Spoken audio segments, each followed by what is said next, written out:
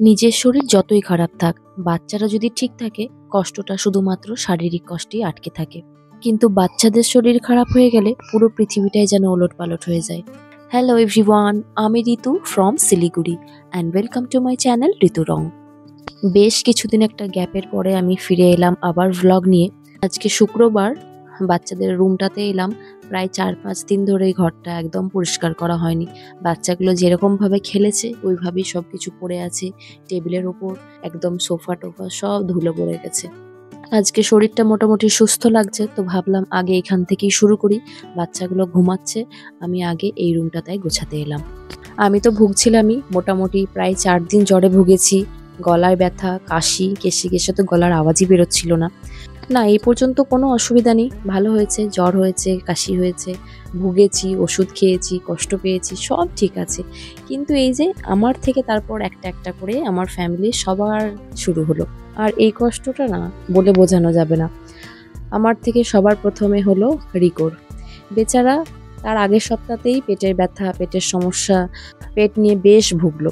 শরীরটা ওর দুর্বল তো হয়েই ছিল, তার উপরে আমার থেকে ওকেই সবার আগে ধরলো।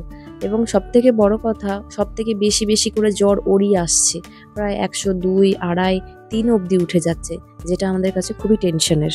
এই দেখুন, এখানে কিছু পাইন ফল এনেছিলাম ওই উত্তরাখণ্ডে যখন ঘুরতে গেছিলাম। বাচ্চাগুলো কালার করবে বলে নিয়েছিল রাস্তা থেকে কুড়িয়ে।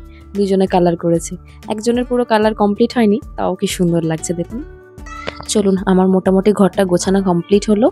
এখন আমি শান্তি পেলাম। এই রুমটার যে অবস্থা ছিল। এবার দেখি ব্রেকফাস্ট বানাবো। বাচ্চাগুলোকে এখন তুলবো না, ওরা যখন ইচ্ছা উঠবে। এই জ্বরে সর্দিতে ভুগে মোটামুটি খাওয়া দাওয়ার অবস্থা তো খুবই খারাপ সবার। খেতে কারোরই ভালো লাগছে না, বাচ্চাগুলোও তাই। তো খাবার কিছু বানানোর আগে আমি এটা কতদিন ধরে ভাবছিলাম করব করব। তো হাতেও সময় আছে, আজকে শরীরটাও একটু ভালো লাগছে, তাই ভাবলাম আজকে করেই ফেলি, না হলে আবার আমলকিগুলো খারাপ হয়ে যাবে। তো এখন আমি যেটা করছি, এটা আমি কিছুদিন আগে নেটে দেখেছিলাম। আমলকি আমরা তো সবাই জানি স্বাস্থ্যের জন্য কতটা ভালো, কিন্তু সেভাবে খাওয়া হয় না। এই সময় সিজনে একটা দুটোই খাওয়া হয়, বেশি সত্যি কথা বলতে কি খাওয়া হয় না। তো আমি যেটা করব এখন, এগুলোকে পেস্ট বানিয়ে এর জুসটা বার করে নেব। নিয়ে ওই জুসটা আইস ট্রের মধ্যে রেখে দেবো ডিপ ফ্রিজে। দিয়ে প্রত্যেকদিন সকালবেলা এটা ওই একটা করে আইস কিউব গরম জলের মধ্যে দিয়ে গুলিয়ে ১ গ্লাস জল খালি পেটে খেলে বলছে শরীরের জন্য ওটা খুবই ভালো। যাই হোক, আমার এই কাজ করতে করতেই ওদিকে রোহান উঠে ডাক দিয়েছে। তো ওটা ওই অবধি ছেড়ে আমি বাচ্চাগুলোর কাছে গেলাম, ওদেরকে তুলে মোটামুটি ফ্রেশ করে দিয়েছি। ওরা এখন রোদে বসে আছে, আমি এখন ওদের জন্য ব্রেকফাস্ট বানাতে এলাম। বাচ্চাগুলো তো খেতে পারছে না, বুঝতে পারছি, আমরা নিজেরাও খেতে পাচ্ছি না, তো ওদেরকে কি ফোর্স করব। কিন্তু তাও খেতে তো হবেই, না হলে এত ওষুধ, তারপরে শরীরের এই অবস্থা, রিকভার করাটা না খুব মুশকিল হয়ে যাবে। তো যা খেতে ভালোবাসে আর কি, রিকোটা তো কদিন ধরে একদমই খেতে পাচ্ছে না। ওর জন্য তাই ভাবছি, ও ওই এগ স্যান্ডউইচ খেতে খুব ভালোবাসে আর চিজ খেতেও খুব ভালোবাসে। তাই ওর জন্য এগ স্যান্ডউইচ বানাচ্ছি, অনেকটা করে আজকে চিজ দিচ্ছি, যে যাতে ওর একটা বাইট নিয়েই মনটা একদম খুশ হয়ে যায় আর ও সবটা খেয়ে নেয়। আচ্ছা, এবার আসি রোহানের কথায়। রোহান কেমন আছে? রোহান ভালো আছে। রোহানের জ্বরটা এসেওছে অনেক পরে। যদিও আমি অনেক চেষ্টা করেছিলাম ওকে আমার কাছ থেকে দূরে রাখার। চেষ্টা করেছিলাম রাত্রিবেলা যাতে ও দিদির কাছে শোয়। মা নিয়েও গেছিল, ওকে শোয়ানোর চেষ্টাও করেছিল। যা হয়, বাচ্চা না, একটু পরে উঠে চলে এসছে। তো রোহানের জ্বরটা এসেছে মোটামুটি বৃহস্পতিবার থেকে। তার আগে পর্যন্ত ও স্কুল করেছে ফুললি, কিন্তু বৃহস্পতিবার থেকে ওকেও স্কুলে পাঠাচ্ছি না। তবে তুলনামূলক ও ভালো আছে এবং ও তাড়াতাড়ি সুস্থও হয়ে গেছে। তবে যেহেতু জ্বর এসেছে, এই প্যারাসিটামলগুলো খেয়েছে, মুখের টেস্ট সবারই বিগড়ে গেছে। তো ওরও ওই সেম সমস্যাই হচ্ছে খাওয়া দাওয়া নিয়ে। আর ওর জন্যও তাই এখন বানাবো ওটস। ওটাও ওর খুব পছন্দের খাবার। মানে আমি এখন খুব সেফ খেলছি, ওদেরকে খাওয়াতে হবে, এই হচ্ছে মেন লক্ষ্য। যার যেটা পছন্দ সেটাই বানাচ্ছি, যাতে কোনো ঝামেলা না করে টুক করে খেয়ে নেয়। আর আমার বর মোটামুটি মঙ্গলবার থেকে জ্বরে পড়েছে, আর ওরও সাংঘাতিক বাজে অবস্থা। ওই যে গায়ে পেন দিয়ে জ্বর আসা, সারা গা হাতে ব্যথা, কাশি, মানে একদম কাবু করে ফেলেছে। আর সব থেকে বড় কথা, ও এত শরীর খারাপ নিয়েও ওকে ডিউটিগুলো করতে হচ্ছে। যতটা পারছে কমই করছে, যেখানে না গেলেই নয় একদম, সেগুলোতে ওকে যেতেই হচ্ছে। প্যারাসিটামল খাচ্ছে, একটু করে ভালো হচ্ছে, একটু করে কাজে বেরোচ্ছে, যা তা অবস্থা পুরো। এখানে আমার রিকোর স্যান্ডউইচটা হয়ে গেছে, ওকে এবার এটা দিয়ে দেবো। তার আগে রোহানের জন্য ওটসটাও কমপ্লিট করে নিয়ে একসঙ্গে দুজনকে নিয়ে আসবো। রোদে বসে আছে ওই ছোট রুমটাতে, খুব সুন্দর এই সময়টা রোদ আসে। দুজনকে ওখানেই বসিয়ে রেখে এসেছি। আর এই যে দেখুন আমার আমলকিগুলো এই অবস্থাতেই পড়ে আছে। ওদেরকে আগে খাইয়েটাই নিয়ে এটা কমপ্লিট করব। আর রোহানের জন্য একটা আপেল বার করে রেখেছি, ও খেতে চাই, একটু পরেই আবার ফল চাইবে। এটা ফ্রিজে ছিল যেহেতু বার করে রাখলাম যাতে একদম নর্মাল টেম্পারেচারে চলে আসে। আর এই যে এদিকে মোটামুটি রোহানের ওটসটা হয়ে গেছে। এবার এর মধ্যে না একটু গুড় দেব। আর এই গুড়টা আগের বছর শীতে আমার বরকে একজন ওর পেশেন্ট এনে দিয়েছিল, একদম সুন্দর ঝোলা গুড় যেটাকে বলে, কিন্তু অনেকটা পরিমাণ দিয়েছিল, তো অতটা তো আর একসাথে বাইরে রাখলে ভালো থাকবে না গরমে, তাই জন্য মা ফুটিয়ে এটাকে ফ্রিজে রেখে দিয়েছিল। এখনো খুব সুন্দর আছে। আর বাচ্চাদের জন্য যখন মিষ্টি জাতীয় কিছু বানাই তখন আমি এই গুড়টাই ইউজ করি।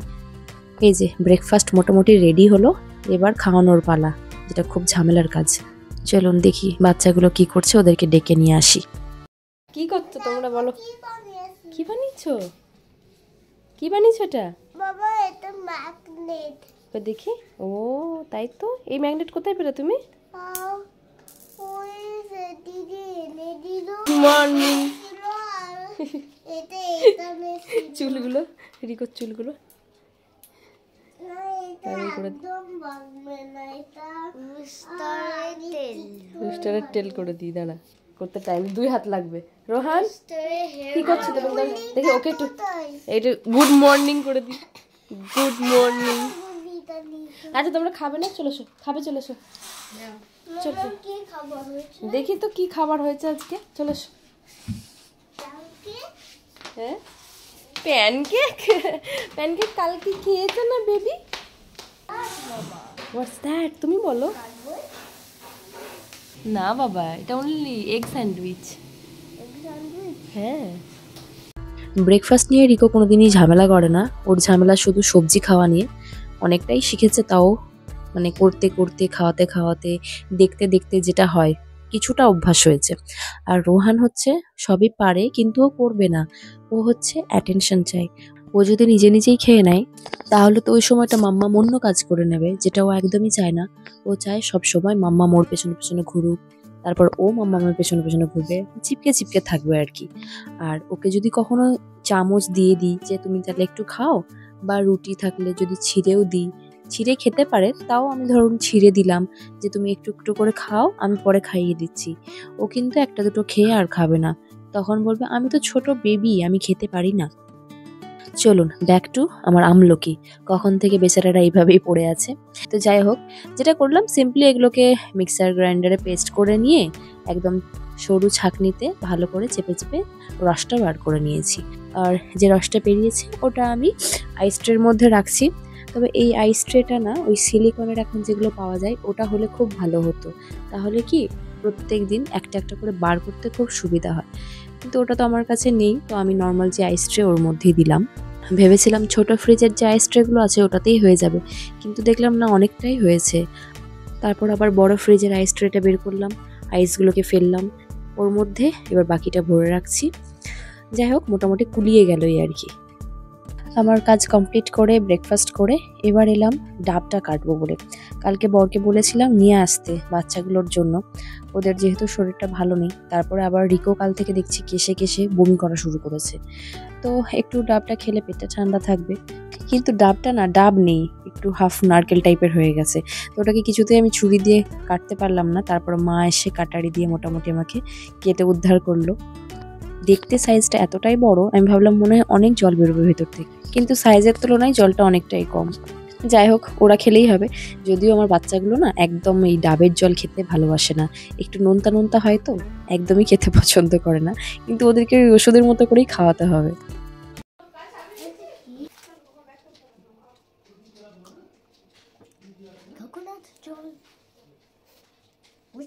ওষুধ না, কোকোনাট ওয়াটার খাও, পেটটা আরাম হবে, শরীরটা স্ট্রং হবে।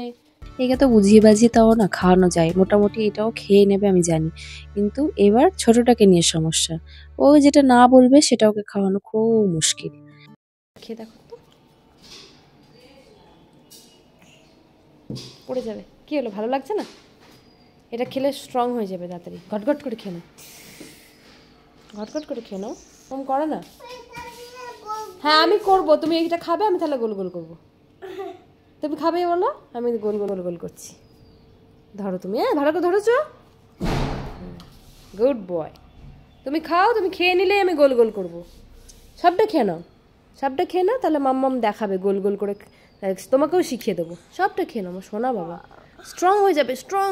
এটা খুব ভালো জিনিস, শরীরে অনেক এনার্জি পেয়ে যাবে। ছাদ থেকে এই রিংটা নিয়ে এসেছে, সেই থেকে আমার মাথা খারাপ করছে।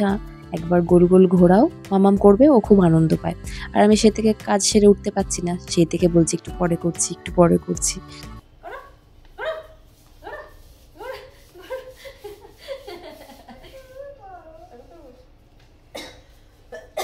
সরে যাও, সরে যাও।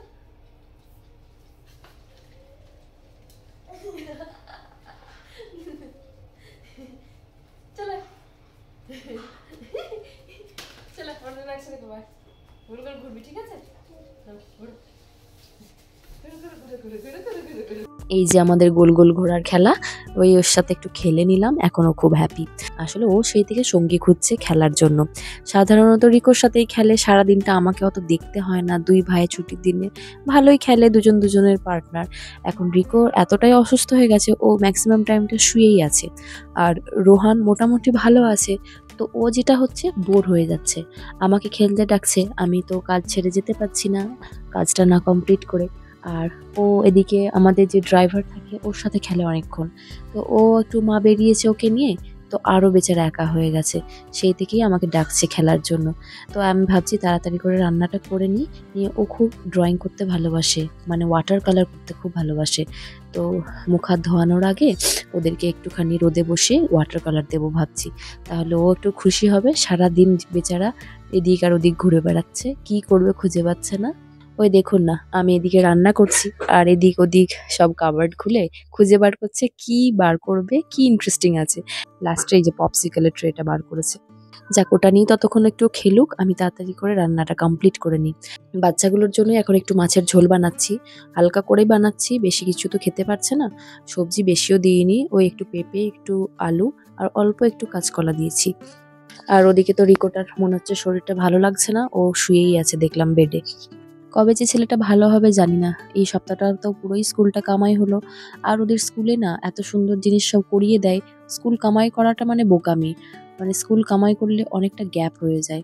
যদিও ওর অ্যাবসেন্ট ওয়ার্কগুলো সব দিয়েই দেবেন ক্লাস টিচার, তো ওই আর কি, বাড়িতে এক্সট্রা কিছুটা পড়িয়ে নিতে হবে ওকে।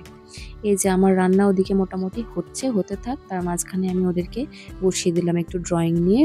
ছাদের মধ্যে একটু রোদ এসেছে, আর স্নান তো করাবো না এই অবস্থায়, মুখ হাতটাই ধোয়াবো। তার আগে যা রং তুলি নিয়ে, যা রং ঘাটার ঘেটে নিই, নিজেদের যা মনে আছে। দুজনকে বড় বড় দুটো আর্ট পেপার দিয়ে দিয়েছি, মনের সুখে যা করার দুজনে করুক। ছোটটা তো এত খুশি হয়েছে, মানে কি বলবো। সাধারণত আমি এগুলো বার করি না, কারণ এগুলো বার করা মানেই না হেডেক। বুঝতেই পারছেন, সারা বাড়ি মায়ের রং করে, নিজের জামাতে, নিজের গায়ে, সব কিছুতে রং মাখায়। তো এগুলোর জন্য না বসে থাকতে হয় পাশে, দিয়ে চলে যাওয়া যায় না। তো সেই জন্যই আমি খুব কমই বার করি এগুলো। বাচ্চাদের মাছের তরকারি মোটামুটি হয়েই গেছে, ওদের এদিকে করতে করতে ওদিকটাও আমি দেখছি। আর ওরা মনের সুখে রং করছে, করুক, তারপরে ওদেরকে মুখ হাত ধুইয়ে খাওয়া দাওয়া করাবো না হয়। আর আজকের ব্লগটাও তাহলে এখানেই শেষ করি। কেমন লাগলো আজকের ব্লগটা অবশ্যই কমেন্ট করে জানাবেন। খুব তাড়াতাড়ি দেখা হবে নতুন একটা ব্লগে। সবাই ভালো থাকবেন।